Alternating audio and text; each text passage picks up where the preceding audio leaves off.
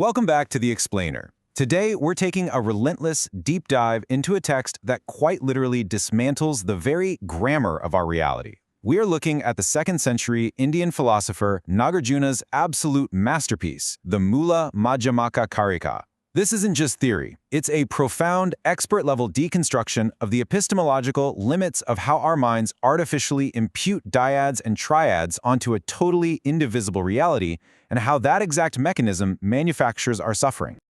Now, to really grasp Nāgārjuna, we first have to confront our own cognitive baseline. When you or I look out at the world, we have this deep, underlying expectation of absolute solidity. Think about looking at an X-ray, right? You see the stark black background, the jagged white line of a bone, and the verdict is entirely binary, broken or not broken.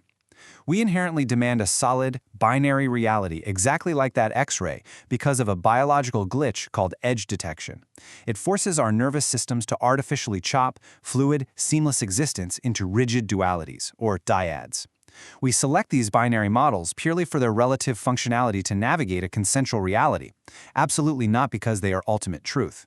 And this glitch causes what we call the disease of reification. Because our conceptual minds naturally detect a hard edge between, say, noise and silence, we freeze those fluid events into permanent independent opposites. But here's the catch. These opposites are always inseparable, interdependent, and co-evolving. We just assume they possess their own inherent independent essence, what the Sanskrit texts call svabhāva. In reality, noise and silence are mere designations, just conventional tools we impose on an indescribable reality as it is. We mistakenly treat these concepts as absolute things that exist entirely from their own side. Okay, let's move into Section 1, the karmic mirage and the triads. Let's scale this up from simple dyads and examine how this glitch projects structure onto literally everything we experience. We constantly artificially divide our perceived reality into dyads, triads, quads, and quintets. Think cause, causality, and effect, or the goer, the going, and the destination, or the perceiver, the perception, and the perceived. We treat these as completely independent entities, but Nāgārjuna brilliantly proves these are merely imputed by the mind. They absolutely cannot exist independently of one another. Let's just look at motion to see how absurd our assumptions really are. Nāgārjuna exposes the logical flaw of inherent existence through the two motions fallacy. If the identity of the goer and the action of going are completely separate, actually scratch that. If they are inherently existing independent things, it would require two distinct motions to make the event happen. You'd need one ghostly, metaphysical motion just to give the person the identity of a mover, and a second, overlapping motion for their physical feet to actually walk. It's ridiculous, right? The object and the observer always co-evolve with the subject and the observer. The goer and the going are entirely co-defined, functioning merely as conventional tools to navigate our observer-dependent reality. So the absolutely crucial point here is that these spheres are entirely fluid. They co-evolve in a global, limitless, centerless, oscillating fractal feedback loop. Reality isn't some straight line from point A to point B. It is a mutual conditioning, karmic cycle where the absolute end of one action instantaneously updates the subject, becoming the exact origin point of the next cycle. These apparent opposites are continually oscillating at all levels of phenomena. And this fractal loop gets incredibly intimate when we apply it to our own consciousness. The perceived world actively updates your internal karmic state. If you encounter an object, that interaction instantly generates new imprints, transforming you into a completely newly conditioned subject, Perceiver 2.0. The observer and the observed are locked in an endless co-evolving dance, constantly collapsing the boundary between the inside observer and the outside cosmos. These imagined models are relatively efficient for getting around, sure, but because they never represent reality as it is, they ultimately lead to contradiction. Which brings us to Section 2, the generalized tetralemma. To systematically destroy our mind's stubborn reliance on these inherent boxes, Nāgārjuna runs our conventional models through the ultimate diagnostic virus scan, the generalized tetralemma. It's a relentless, four-cornered logical stress test, proving reality is not many, not one, not existent, not non-existent, not continuous, and not discontinuous. He pushes the relationship between any of our assumed opposites to their absolute logical breaking points across these four extremes, proving that relying on any of them absolutely leads to nothing but paradox and absurdity. For example, his philosophical opponents tried to argue that consciousness inherently exists on its own, using this fire analogy, claiming fire illuminates itself. Nāgārjuna totally dismantles this by pointing out that fire doesn't contain darkness to illuminate in the first place. Then he asks the killer question: can an eyeball look at its own vision? Can a fingertip touch its own tip? No way. It is an absolute absurdity to claim consciousness exists inherently. If a sense organ cannot independently perceive its own nature, it cannot possibly possess a standalone reality.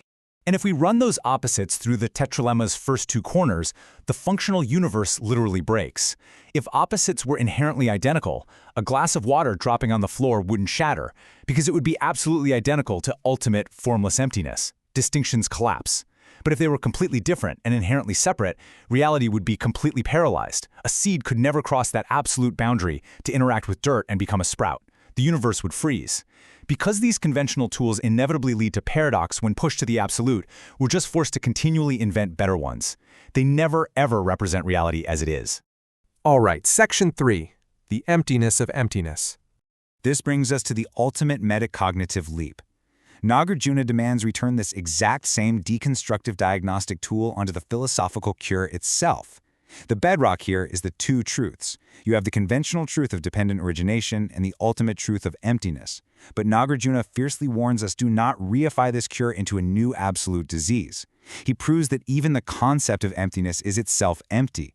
Even the two truths themselves are just apparent opposites continually oscillating in a feedback loop merely imputed by the mind. The two truths are simply co-imputed echoes. They are conventional truths, models we impose on an indivisible reality just to make sense of it. Emptiness is precisely what allows conventional reality to move, change, and exist. They function flawlessly together, exactly like a reflection in a mirror. You can use that reflection to comb your hair, but if you try to smash the glass and put the reflection in your pocket, you grab nothing. They are functionally there, yet not there. And this leads to perhaps the most mind-bending theoretical point of the whole text, the equivalence of samsara and nirvana.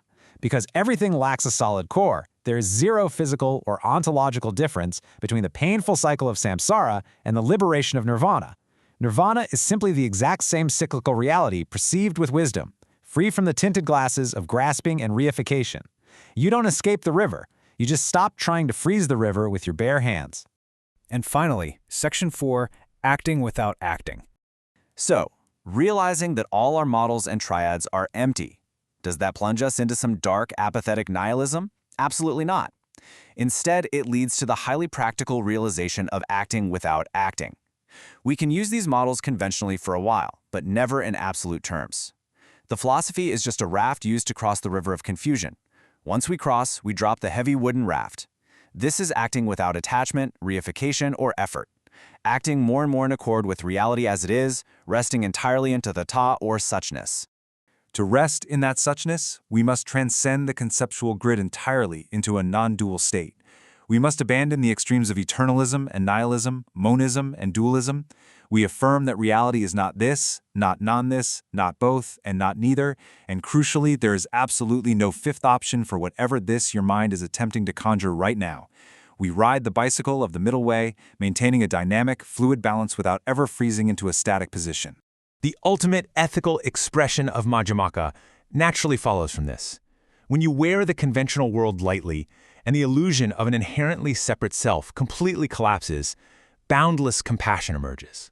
And it's not some polite moral duty, it is the raw ontological physics of an intimately interconnected, relative, and non-dual fractal web. Because the inside constantly becomes the outside. The suffering of the person next to you is quite literally your own suffering. We've proven that every cause, every destination, and every identity is just a mental imputation, a conventional tool slapped onto the rushing river of reality. So, as you step back into your day, I want to leave you with this final, provocative thought. Watch the machinery of your own conceptual mind at work. Before your mind imputes the next triad, before your biological glitch detects the edge and designates a cause or an effect, what exists in that silent, indivisible, terrifying reality right before the concept is even formed? Who or what are you in that ungraspable space? Keep diving into that, and we'll see you next time on The Explainer.